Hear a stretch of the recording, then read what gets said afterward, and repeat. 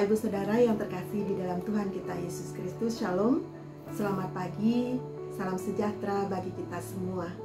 Sungguh bersuka cita kita bisa dipertemukan kembali di dalam sarapan rohani pada hari ini, hari Rabu, tanggal 13 Maret 2024. Sebelum kita memulai segala tugas kita sepanjang hari ini, mari kita bersama-sama membaca dan merenungkan firman Tuhan.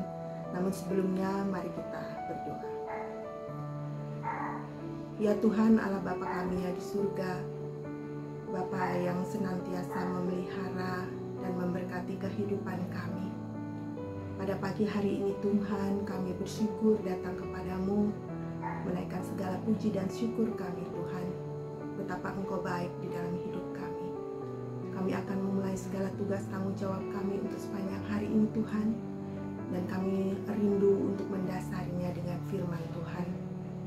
Namun sebelumnya Tuhan, kami mohon Roh Kudus-Mu untuk hadir di tengah-tengah kami, memberikan hikmat kepada kami untuk memahami segala apa yang Engkau firmankan kepada kami pada pagi hari ini. Berfirmanlah ya Tuhan, karena kami anak-anak Tuhan siap untuk mendengarkan. Di dalam nama Tuhan kami Yesus Kristus kami berdoa. Amin. Firman Tuhan tersedia pada kita pada pagi hari ini terambil dari dua ayat, yaitu dari Kejadian 18 ayat yang ke-19 dan 1 Timotius 1 ayat yang ke-8. Demikian firman Tuhan. Kejadian 18 ayat yang ke-19, Tuhan berfirman, "Aku telah memilih dia, Abraham, supaya diperintahkannya kepada anak-anaknya dan kepada keturunannya, supaya tetap hidup menurut jalan yang ditunjukkan Tuhan dengan melakukan kebenaran dan keadilan." 1 Timotius 1 ayat yang ke-8, Yesus berkata, "Kita tahu bahwa hukum Taurat itu baik kalau tepat digunakan." Tema renungan kita pada pagi hari ini adalah hidup di dalam firman Allah. Bapak Ibu Saudara yang terkasih di dalam Tuhan, Abraham adalah salah satu tokoh Alkitab yang sangat luar biasa. Iman Abraham tiada duanya, bahkan ia mau mengorbankan anaknya yang tunggal Ishak kepada Tuhan, memintanya. Tidaklah heran Abraham disebut sebagai bapa orang percaya. Dari sekian banyak kisah tentang Abraham, kisah yang kita baca saat ini cukup menarik karena menceritakan tentang hubungan yang luar biasa dekat antara Abraham dengan Allah. Bapak Ibu Saudara yang terkasih dalam Tuhan, sejak awal Tuhan telah memanggil Abraham untuk keluar dari tanah kelahirannya dan pergi ke tanah yang akan ditunjukkan Tuhan. Kita bisa baca di dalam Kejadian 12 ayat yang pertama sampai dengan yang ketiga. Bukan Abraham yang berinisiatif untuk meminta tanah dari Tuhan, tetapi Tuhanlah yang berinisiatif untuk memanggil Abraham. Demikian juga ketika Tuhan mendatangi Abraham dalam bentuk 3 orang untuk menyampaikan kabar bahwa Sarah istrinya Abraham akan melahirkan dalam waktu 1 tahun. Kita bisa baca di dalam Kejadian 18 ayat yang pertama sampai dengan yang kedua.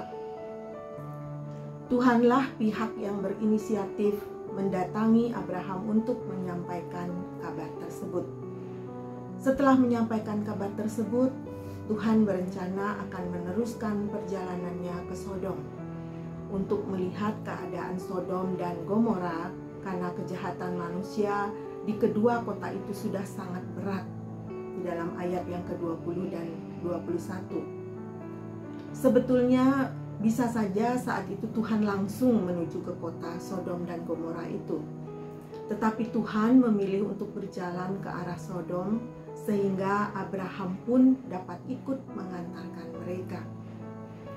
Kita dapat melihat kembali bahwa Tuhan memiliki inisiatif untuk berjalan sehingga Abraham dapat menemaninya. Saat itulah Tuhan akhirnya tidak dapat lagi menyembunyikan rencananya untuk memusnahkan Sodom dan Gomora kepada Abraham.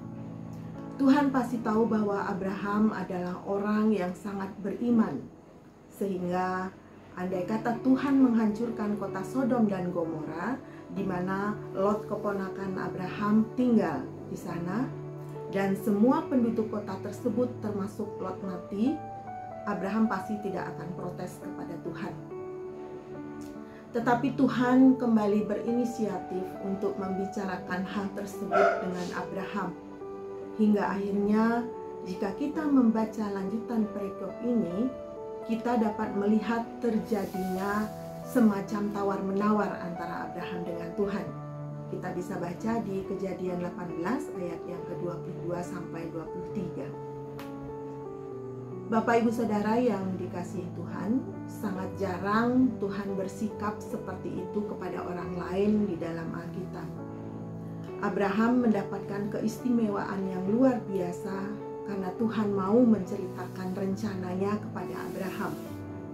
Jika kita lihat di ayat yang ke-19, salah satu alasan mengapa Abraham mampu mendapat kesempatan untuk mengerti rencana Tuhan adalah karena Tuhan telah memilih Abraham untuk menjadi bagian dari rencana Tuhan yang luar biasa bagi dunia ini. Dan semua kita yang percaya juga adalah anak-anak Abraham, karena firman Tuhan mengatakan bahwa setiap orang yang percaya adalah anak-anak Allah di dalam Kristus Yesus. Ketika kita membaca perikop di atas, saya pribadi rindu Tuhan juga mau menceritakan rencananya kepada saya. Kadang-kadang apa yang kita alami mungkin kita tidak mengerti karena memang pandangan kita sebagai manusia juga terbatas.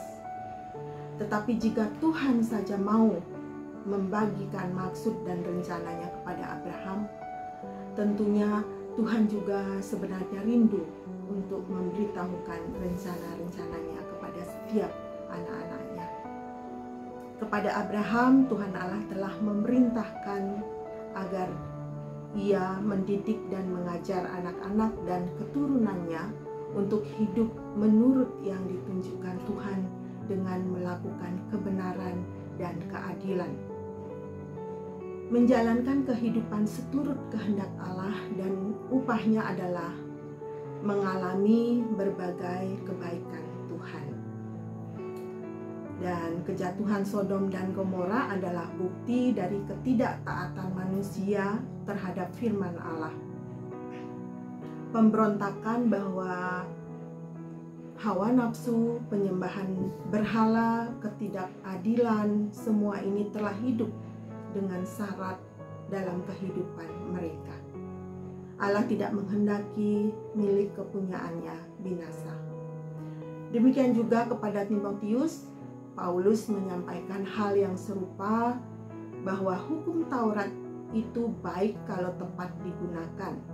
Artinya, jangan menggunakan firman Allah untuk hal yang tidak tepat, seperti membenarkan kebodohan kita. Kita takut itu salah, namun kita tetap melakukan, bahkan membenarkan atau membela yang salah, dan mungkin untuk menjatuhkan orang lain. Hukum Taurat diberikan oleh Allah guna membantu umatnya dalam menata kehidupan kembali secara benar, menjalankan kehendak Allah. Dari sini kita dapat semakin lagi mengerti dan memahami rencana dan kehendak-kehendak Tuhan lebih baik lagi setiap hari.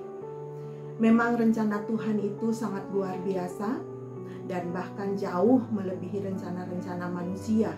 Bisa kita baca di dalam Mazmur 92 ayat yang ke-6. Oleh karena itu, marilah kita selalu mencoba memahami isi hati Tuhan. Salah satunya adalah dengan membaca dan merenungkan firman Tuhan, terlebih melakukan kehendak-kehendak Tuhan dengan benar di dalam kehidupan kita. Bapak Ibu Saudara yang dikasihi Tuhan, pastikan kita saat ini sedang hidup di dalam firman Allah dan tekun melakukan kebenaran dan keadilan di dalam kasih Kristus terhadap sesama. Amin. Mari kita bersama-sama berdoa. Tuhan Allah, Bapa yang senantiasa hadir di dalam setiap kehidupan kami, firman-Mu pada pagi hari ini Tuhan sungguh menguatkan kami, di mana kami harus meletakkan segala harapan kami Tuhan kepada Tuhan, dan mengikuti kehendak-kehendak Tuhan untuk mencapai keadilan dan kebenaran itu di dalam kehidupan kami. Ajar kami Tuhan untuk melakukan kehendak Tuhan lebih baik lagi setiap hari, sehingga kami semua bisa Engkau anggap sebagai anak-anak Tuhan dan layak Engkau pakai sebagai anak-anak Tuhan, sebagai anak-anak kerajaan Allah. Bapa di surga, terima kasih untuk firman Tuhan. Mampukan kami Tuhan untuk melakukan firman Tuhan dengan baik setiap hari. Terlebih dari itu Tuhan, kami bisa menyebarluaskan firman Tuhan melalui perkataan perbuatan kami di tengah-tengah dunia ini. Bapa di surga, pada saat ini kami teringat bagi saudara-saudara kami, membawa saudara-saudara kami Tuhan yang di dalam pergumulan, baik itu secara ekonomi, baik itu kesehatan. Biarlah Tuhan yang ikut campur di dalam segala permasalahan yang mereka hadapi Tuhan. Jemaat Tuhan dimanapun mereka berada, kami tidak bisa sebut satu persatu. Kami yakin dan percaya di setiap permasalahan yang mereka hadapi Tuhan, Engkau telah menyiapkan jalan keluar yang terbaik bagi mereka semua. Bagi jemaat Tuhan yang sakit, di dalam pengobatan biarlah Tuhan yang memberkati segala obat, tenaga medis yang merawat mereka semua dimanapun mereka berada. Tuhan, Engkau yang tahu, Engkau yang menjamah segala sakit penyakitnya dan memulihkan mereka, sehingga mereka bersuka cita bahwa Engkau adalah Allah yang besar. Terima kasih ya Bapa, mengampuni segenap dosa dan kesalahan kami yang tidak layak ada di hadapan Tuhan. Biarlah Tuhan yang menguduskan kami, sehingga menjadi anak-anak Tuhan yang hidup berkemenangan. Ini doa kami Tuhan. Panjang hari ini kami serahkan kehidupan kami hanya ke dalam tangan-Mu. Dan kami yakin percaya Tuhan, tidak ada sesuatu pun yang akan terjadi di luar kehendak-Mu. Di dalam nama Tuhan kami Yesus Kristus, kami berdoa dan bersyukur. Amin. Selamat menjadi pelaku-pelaku firman untuk menebarkan kebenaran dan keadilan di tengah-tengah kehidupan kita. Shalom.